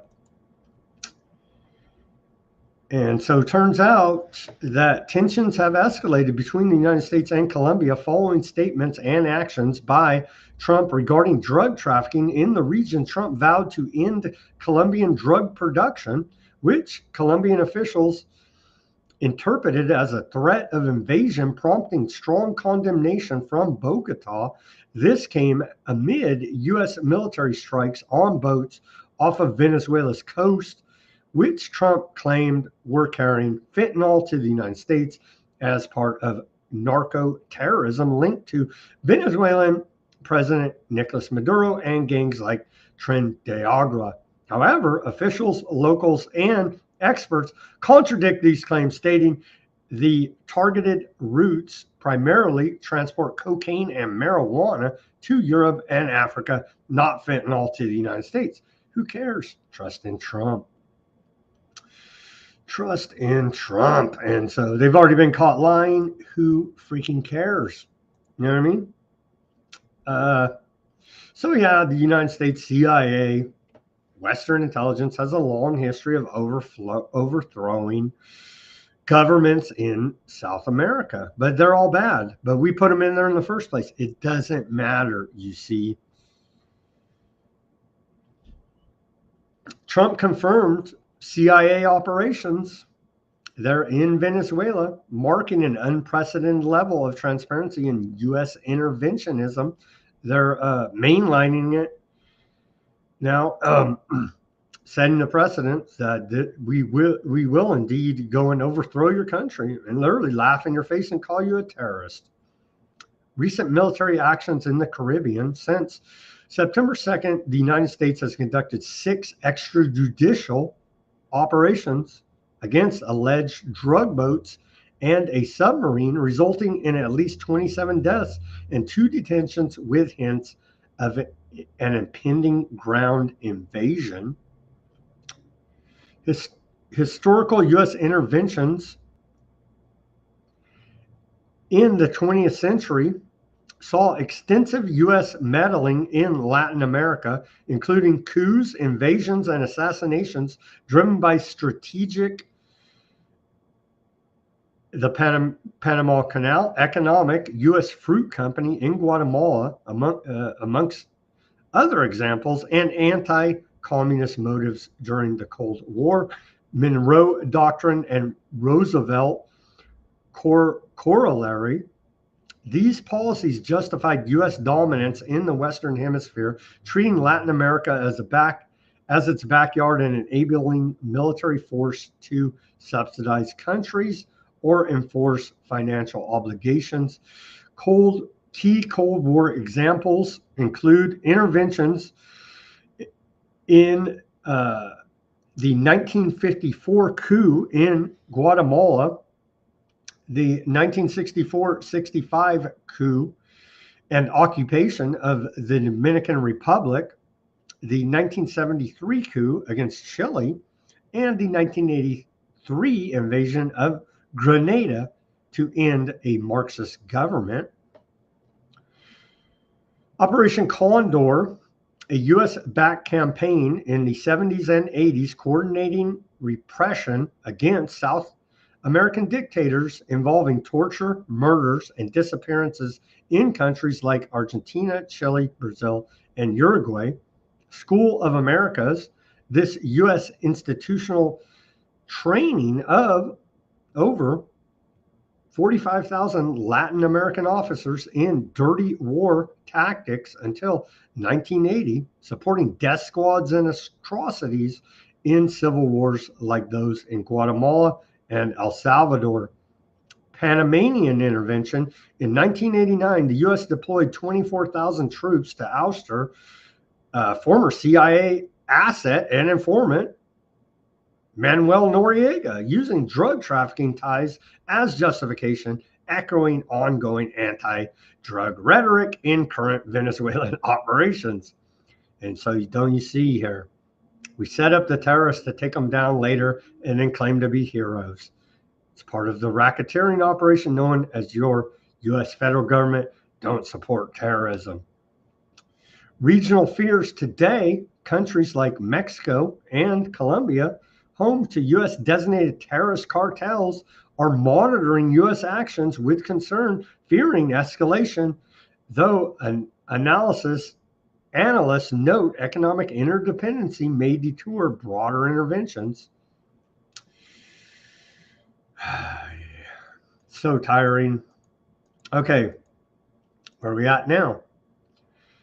Well, aforementioned Australia AI company, Odysee, deploys AI traffic cop in 19 UK regions using AI to scan inside vehicles as they drive past to capture thousands of drivers using their phones and other offenses. And so anything for public safety. Here now, blindness cured with, quote, revolutionary bionic chip. And so that's a report out at UK Telegraph. We'll have to break the paywall and come back with more reporting on that tomorrow for you. According to the Financial Times, President Trump urged Ukrainian President Vladimir Zelensky to accept Russia's terms to end the war, warning that Vladimir Putin would destroy Ukraine if the newest terms were refused. Their Friday meeting reportedly turned heated, with Trump shouting, cursing, and dismissing frontline maps while pressuring Zelensky to surrender the entire Donbass region. As we continue to cover here at Weaponized News, we did not see this coming, of course. Pakistan, Afghanistan ceasefire rests on Taliban reining in militant groups. And so they'll say ceasefire as we continue to see. And there's always some redneck on the outer fringes that didn't get the memo, that doesn't have cable TV, a walkie-talkie, or the freaking internet, but he has a shotgun and he's defending his damn land. And these things can spiral out of control quickly. But as for now, there's a ceasefire in place between Pakistan and Afghanistan, thankfully, before America sticks our big nose in there, aardvark nose, excuse me, and says that we stopped that war. You know what I mean? Making claims for Nobel Peace Prizes.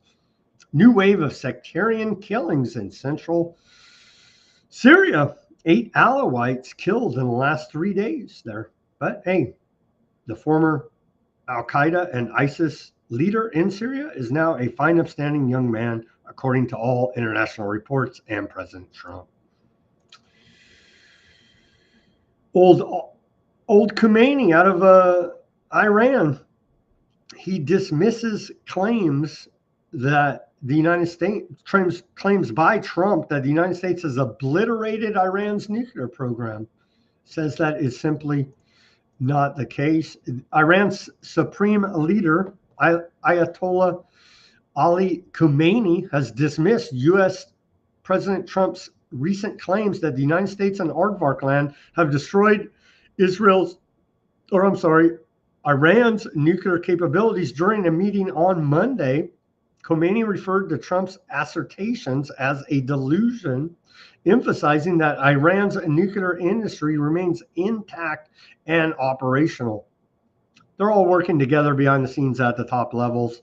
Aardvark land, America, Iran, Russia, China. Sorry to tell you, there's already a fully operational one world government in place at the highest levels. As we continue to report here at Weaponized News. UAE secures land for first permanent embassy in Aardvark land. But hey, what? Yeah, well, I thought they hated each other. Well, turns out they're good buddies at that top level. You see. Continuing. Gold, guns, and genocide. And so we wouldn't have it any other way out of UAE. Here's a report, Clash report. The United Arab Emirates is accused of enabling Sudan's Rapid Support Forces, RSF, in their ongoing war against the Sudanese army by supplying weapons, drones, and funding through covert cargo flights. Let's watch this report out of the Clash report.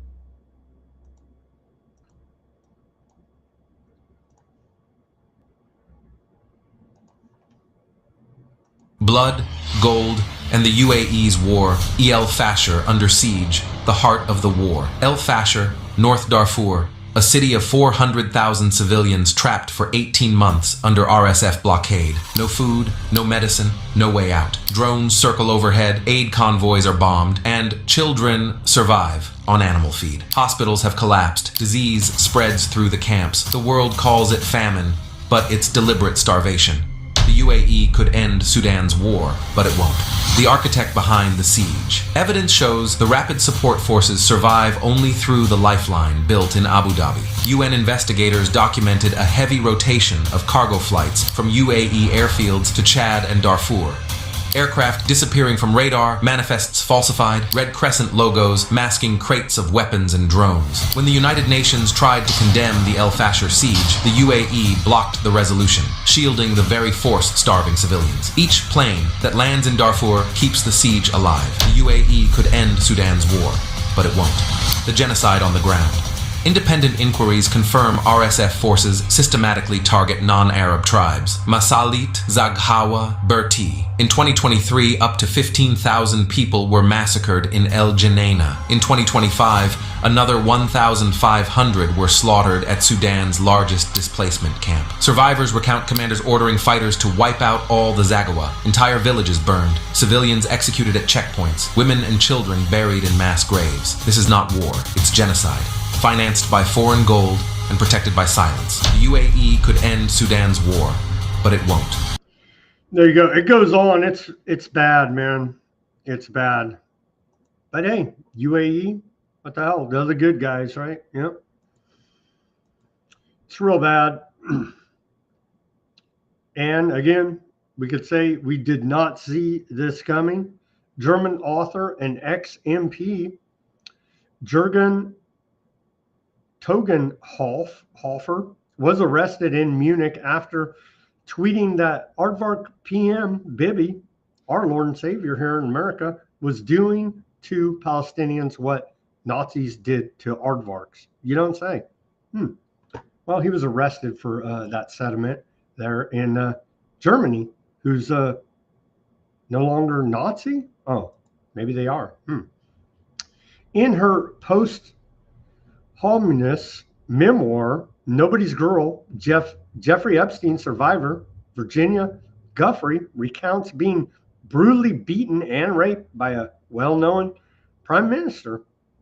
And so it turns out that she accused Aardvark Prime Minister Ehud Barak of beating her and raping her. But hey, I mean, she's a terrorist, right? And Epstein's just a Democrat hoax, as Trump has told us. So I'm sure this is literally just made up, right? Right. Okay. She didn't kill herself, but she's dead. She killed herself, right? So, And then this crazy story. There was a heist in France at the Louvre. Let's watch this report, the Clash report, about said heist. Is the Louvre Museum safe anymore? Paris's iconic museum is reeling after a lightning-fast heist. Thieves stole priceless Napoleonic jewels in just 7 minutes. Some media are calling it one of the most audacious daylight robberies in modern history. It all started Sunday morning. Using an external lift, the robbers broke into the Apollo Gallery, smashed display cases, and walked away with 8 historic pieces, including crowns, necklaces, brooches, and earrings. Even Empress Eugenie's imperial crown was later found outside, broken and missing stones. The fallout has been immediate. Louvre staff had been on strike, security gaps were exposed, and police closed nearby streets along the Seine as tourists were evacuated. French Culture Minister Rachida Dati called it a professional operation, while President Emmanuel Macron vowed the treasures would be recovered. So, is the Louvre under siege? Not exactly, but with security on scrutiny and priceless artifacts at risk, the world is watching closely. What happens next? That's the question on everyone's mind, and the answer will shape the future of France's most famous museum. Inside job? No, I don't know. Just saying. And here is, and this is what we've been saying, but Bill Cooper, flashback to Bill Cooper, telling us about old Aardvark land. And this is what we've been saying. This is what we've been saying. What role in the Middle East again does Israel play in this? Israel was created as the instrument to bring about the Battle of Armageddon and the fulfillment of prophecy, a war that will be so terrible, where nuclear weapons will be used, so that the American citizens and the other people in the world will get down on their knees and beg for no more war. And what is the answer to that? They're going to be told the only way we can guarantee no more war is if we destroy the sovereignty of nations and we come together as one humanity in a one world government. Right. There you go. And so they wouldn't do that. The battle of Gog and Magog, they wouldn't do that. And they don't have all these religious fanatics hopped up on the end of times or anything. You know what I mean? They wouldn't do such a thing. It's just a crazy internet conspiracy. Here's Tim Dillon, and we're going to get another that Sweet Home Alabama. He says, what are they trying to do? Radicalize everybody? Well, I think they are. I think they are, and they're doing a damn good job at it. I mean,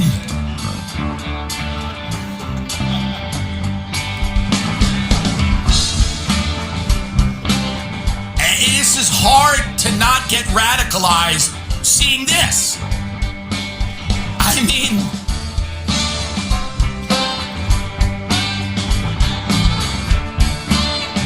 it's crazy. Torah scrolls keep on turning. I mean, do they want everyone to be a Nazi? I'm starting to think they want everyone to be a Nazi. There's no explanation for this. There's zero explanation for this. I mean,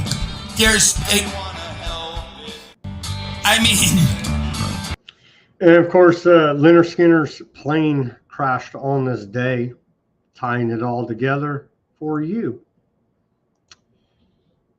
Well, let's take a look at this. Canadian Prime Minister Mark Carney said his government will comply with the ICC arrest warrant.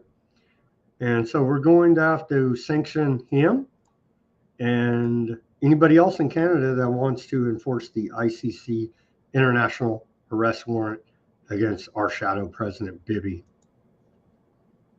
And you're going to have to keep up the pressure on the Israeli government. Justin Trudeau said that Canada would honor the International Criminal Court arrest warrants, i.e. Benjamin Netanyahu would be arrested if he came to Canada. Does that stand under your leadership? Yes. You'd be prepared to do that? Yes. Are we also in a climate crisis? We are in a climate crisis, okay. And that's... So you'll arrest Bibi for international war crimes and carbon taxes to death.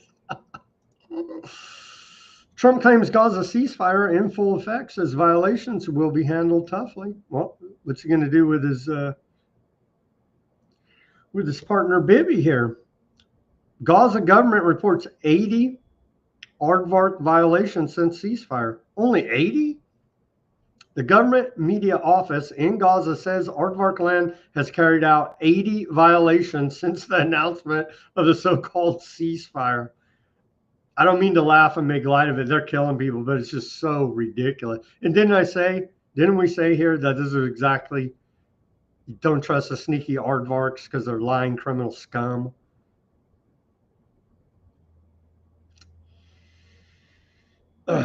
The 80 violations since the announcement of the so-called ceasefire have resulted in 97 people killed and 230 injured. These violations include direct gunfire, airstrikes, drone attacks, and arrests across all governance sectors of the Gaza Strip in what it described as a clear breach of an agreement and international humanitarian law. They only violated 80 times. I mean, come on. Give them a break. In the past 24 hours, 57 Palestinians have been killed, 45 from direct aardvark targeting, and 12 bodies have been recovered, with another 158 injured. There's a ceasefire, bro. Peace in the Middle East, bro. According to the failing New York Times, a report has uncovered that a member of the United Arab Emirates ruling family invested $2 billion in to the Trump family's cryptocurrency company, World Liberty Financial, just days before the UAE received White House approval to purchase hundreds of thousands of advanced U.S. artificial intelligence chips. The crypto startup is run by both the Trump and Witkoff families. Steve Witkoff serves as Trump's special envoy to the Middle East, serving up peace, one body at a time. Eric Trump secured the $2 billion investment from a UAE-backed stablecoin company chaired by, I can't even say the guy's name. He has like 11 names here. And so, yeah, it's fine. You know what I mean? Here's these characters, Kushner and Witkoff, went on ZBS News. Let's take a listen to this. No conflict of interest, no pay for play. Of course, we're above all that in this Trump administration. So you have both done a lot of business with the Gulf states, billions and billions of dollars worth of business. And you've done some of the business while this negotiation has gone on. And that has raised some issues of conflict. I mean, some blurring of a line between, you know, what you're doing in terms of foreign policy and benefiting financially from what's going on. So first of all, Leslie, nobody's pointed out any instances where Steve or I have pursued any policies or done anything that have not been in the interests of America. Number two perception? is, but Leslie, we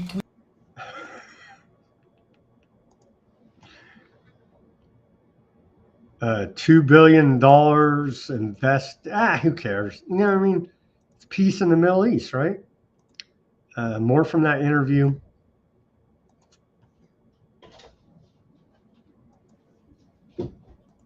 Jared, even the president's base, the MAGA group, that's beginning to fracture. You have some people, leaders, who aren't supporting Israel. That's okay. Look, I always think a political party is a collection of tribes, and I think the very strong majority of President Trump's MAGA base does support Israel. But again, most people are against war, and people don't like what's happened over the last couple of years. But I do think, a strong relationship with Israel benefits America, and President Trump has been a big proponent. We were told during the campaign, this last campaign, this asshole Kushner was not going to be part of the administration. Now he's neck deep in it. Another lie made and lie told to us. Lies made, and they just keep lying. Here's more from, I can't even. Jared Kushner, well, here you go. Gaza looked like a nuclear bomb had been set off. You don't say. They literally leveled the whole freaking place. Before the hostages actually come out, you decide to go to Gaza. Mm-hmm. And what did you see? It looked almost like a nuclear bomb had been set off in that area. And then you see these people moving back, and I asked the IDF, where are they going? Like, I'm looking around, these are all ruins. And they said, well, they're going back to the areas where their destroyed home was, onto their plot, and they're going to pitch a tent. Mm-hmm. And it's very sad, because you think to yourself, they really have nowhere else to go. Would you say now, having been there, that it was genocide? No. Absolutely not. No. No, we wouldn't say that, because you're complicit in it, you bastards. Well, Mr. Technocracy, J.D. Vance, is on his way over to Aardvark land, and so that's a wonderful, to oversee the peace deal that he killed how many since the ceasefire? And then here's Trump today on, we have peace in the Middle East for the first time ever. They're still stacking the bodies. Who cares? The big lie already went around the world before the truth had time to put its freaking pants on, right? We have 59 countries that agreed to the deal. We have peace in the Middle East for the first time ever. We made a deal with Hamas that, they're going to be very good, they're going to behave, they're going to be nice, and if they're not, we're going to go and we're going to eradicate them if we have to. They'll be eradicated, and they know that. So they went in, And I don't believe it was the leadership, but they had some rebellion in there among themselves, and they killed some people, you know, a lot of people. But this is a violent group. You know, you probably noticed over the last 100 years, this is a very violent group of people. And it's a very violent group. Yeah, they stacked like 70,000 bodies over there. Well, turns out there's this, we got issues with antiseptic behavior in New York by aardvarks, strangely enough here. This is the aardvark voice. And so look what they're posting here. What do we do about this? You know what I mean? We do not recognize aardvark land as a state. We only recognize the existence of the state of Palestine in the Holy Land. The capital of the state of Palestine is Jerusalem.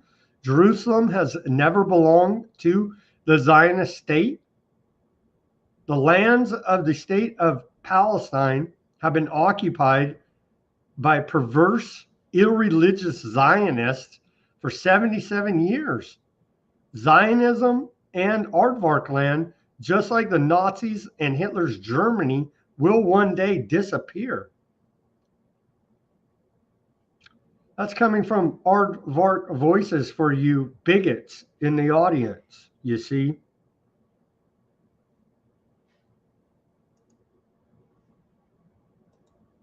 That big protest over the weekend in New York. Take a look at all these pissed off aardvarks. They say American aardvarks have united against the aardvark army. The IDF is a perverse, genocidal, anti-septic army. They're nailing it. They're freaking nailing it.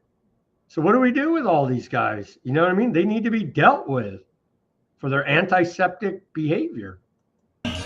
Einmal bist du gewesen in der Zeit, und du bist gewesen in der Kaya, du auf der Welt. Keiner nicht gewusst, dass du ein Gott auf der Welt. Bis ich bin gekommen, ich habe gemacht, in der Kaya, Schmai, in der Kaya, Uretz. Tov, Shem, Yid, Alet. Und er hat es gesehen gebeten. Er hat gesagt, jetzt halten wir schon zurück beim alten Matze.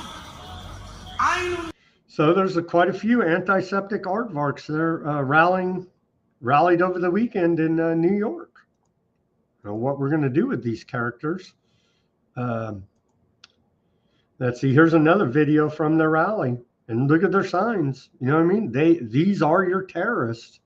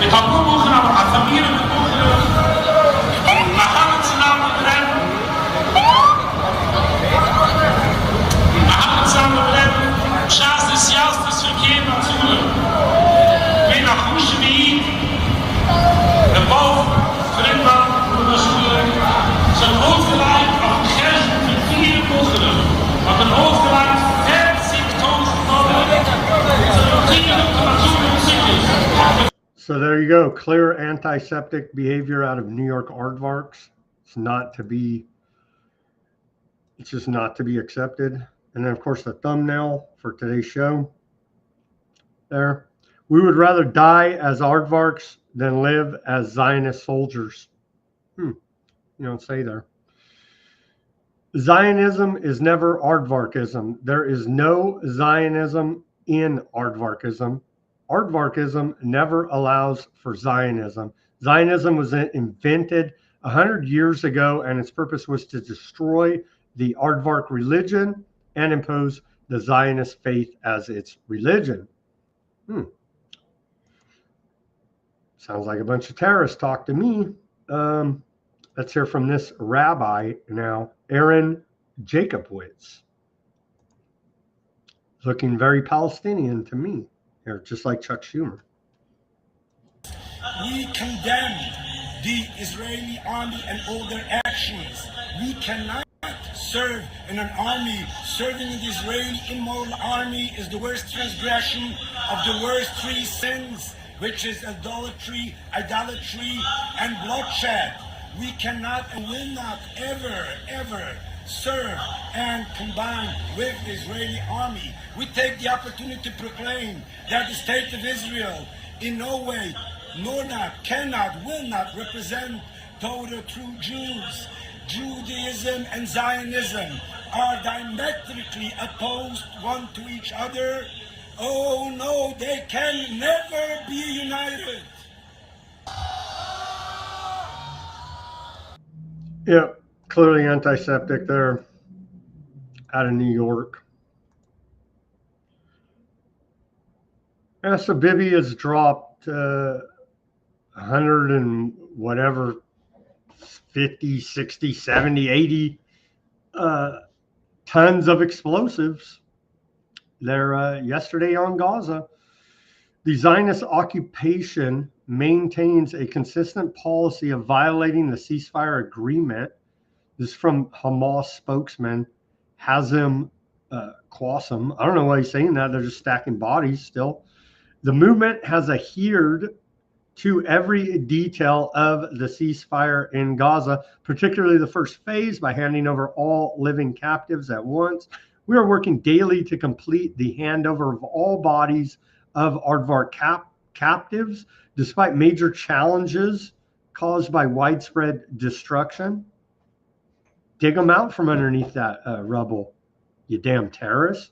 Among the main difficulties we face in transferring the bodies of the captives is the lack of heavy machinery to remove the rubble, and we have conveyed this to the mediators of the agreement.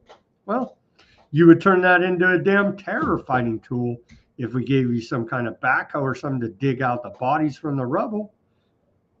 The movement maintains continuous communication with moderators regarding Aardvark Land's ongoing violations. I don't know, 80 plus. Yeah, it's a ceasefire, you see. A report out of Wall Street Journal citing a Pentagon official, over 200 U.S. soldiers have arrived in Aardvark Land today in order to set up a civil military coordination center. We have U.S. boots on the ground there now. The soldiers' mission is to monitor the ceasefire and facilitate the flow of aid into Gaza. And you come up hungry, and they also may just whack you because you're a Hamas terrorist. Where are we at here? Yeah. What do you do with the rubble?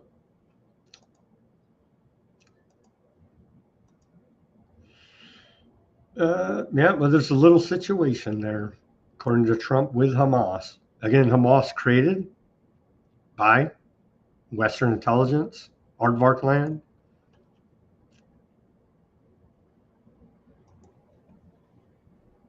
The Middle East, and now it's all, I mean, we have a little situation relatively with Hamas, and that will be taken care of very quickly if they don't straighten it out themselves, because they're in violation of their agreement. Because Hamas whacked a bunch of Palestinians they say were collaborating with the enemy. You know what I mean?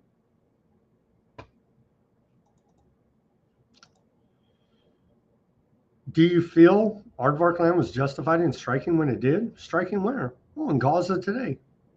It's news to Trump, apparently. At least he's acting like it. Israel again. Do you feel that Israel was justified with striking when it did? Striking where? In Gaza today and overnight. I'd have to get back to you on that. I'd have to get. He's like, they strike everywhere. Where? What? Where? Lebanon? Qatar? Gaza? Where? Where are they striking? Oh, everywhere? Anywhere? They struck Iran again? What? And old Ben Gavir, the consummate provocateur, consistently desecrating the Al-Aqsa Mosque holy ground there by doing his Talmudic satanic rituals and the like there. He has said that we need to return to war as soon as Aardvark land received all hostages. And so very honest of them. They're keeping up with his end of the deal is to go ahead and break it as soon as their needs were met. You see, it's just never trust an aardvark is the moral of the story we're learning. And so Sky News is even catching on here. They're asking, can there be a ceasefire when 2 IDF soldiers have been killed? I know we just went over the stacks of Palestinian bodies, but, you know, God forbid, IDF soldiers are caught up in the mix. And hey, they're going to suffer big time too. They're already suffering PTSD, suicides, the same routine that we know soldiers that have a conscience go through once they realize what they've done, pulling the trigger for the man, for the government. You know what I mean? Unless they're complete psychopathic murderers, they come back home, everything chills down, and they go, what the hell did I just do? You know what I mean? And that is the trend for people with a soul and a conscience in all wars. And of course, as you say, absolutely vital that this aid comes in, because the people of Gaza, I mean, this place is rubble. They're living in tents. They desperately need food. They need shelter. So I think, again, all we can do is hope for peace. Yeah. Yeah. But James, can we still call it a ceasefire, though, when 2 IDF soldiers have been killed? All we can do is hope. Well, I guess all we can do is pray, but you know who's pulling the trigger here? They could stop pulling their triggers.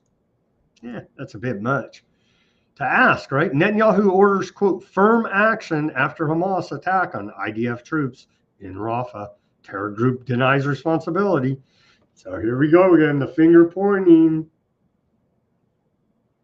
You're Hamas. No, you're Hamas. The Spider-Man meme, right?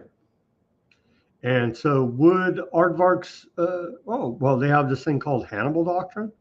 Well, they would rather terminate their own people than let them be taken hostages, because as we continue to go over, they feel like they're losing a lot of value in these exchanges. And the ratio is 1 to 34, 1 dead aardvark to 34 dead Palestinians. Rough numbers here now, as they're still digging. They'll be digging them out for the next 20 years out of this rubble at this point, with no heavy equipment to even move the freaking rubble around. So firm actions continue the bombing campaign. IDF launches new wave of airstrikes in Gaza, pummeling Hamas. There you go. So the ceasefire that wasn't. And there you go. There you go.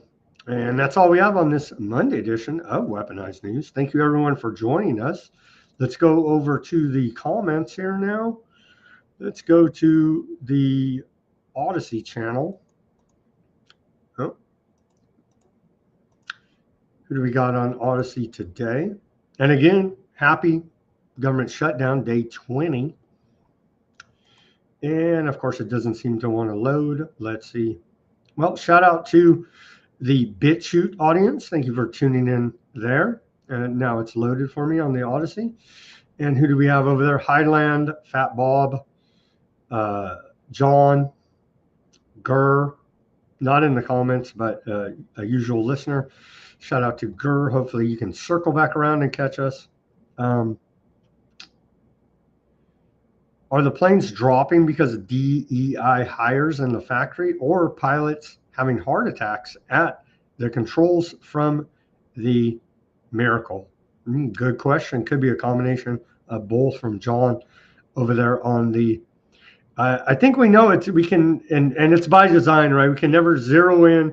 Correlation is not causation, right? And so we can never zero in on one, because they hit us with this information overload, this shotgun effect of flooding the zone, And so you can never zero in on one cause of the problem, is it's multifaceted by design, so no one ever is held accountable and no responsibility is ever claimed. And then, of course, the solution is always more government technocracy here now, all by design.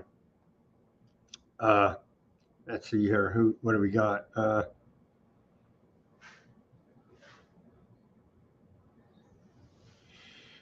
Just taking a look at the comments over here. Why does U.S. extradite folks the aardvark seek to arrest, torture, and murder?